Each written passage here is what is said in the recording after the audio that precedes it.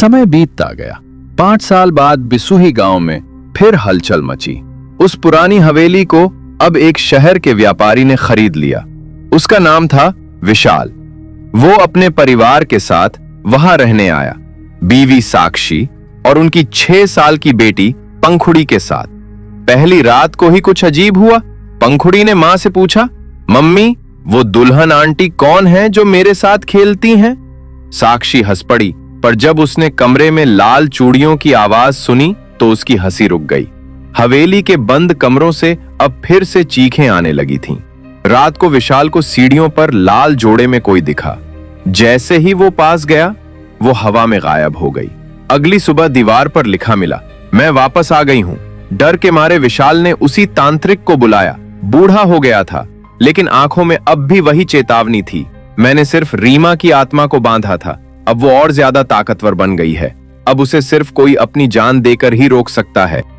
तांत्रिक ने हवेली में एक गुप्त तहखाना खोला। वहां एक पुराना दर्पण मिला, जादुई शीशा जिससे रीमा की आत्मा हर उस औरत को देखती थी जिसे धोखा मिला हो।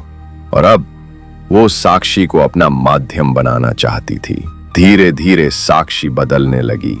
वो लाल रंग पहनने लगी, अजनबियों को घूरती रहती, रात में अकेले बातें करती। एक रात उसने पंखुड़ी से कहा, अब हम तीनों हमेशा साथ रहेंगे, मौत के बाद भी।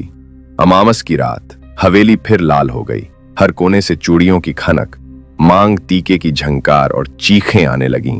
तांत्रिक ने रुद्राक्ष फेंकते हुए चिल्लाया, वो आ गई।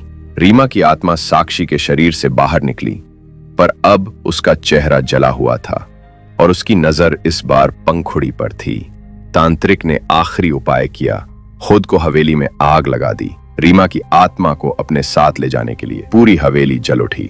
चीखें, रोशनी और राख बनकर रह गई। सिर्फ पंखुड़ी और साक्षी बची, लेकिन आज भी वो आईने से डरती हैं। गांव वालों ने अब उस जमीन को शमशान बना दिया है, पर कहते हैं अगर कोई दुल्हन फिर अपने प्यार से धोखा खाएगी तो खूनी दुल्हन लौटेगी।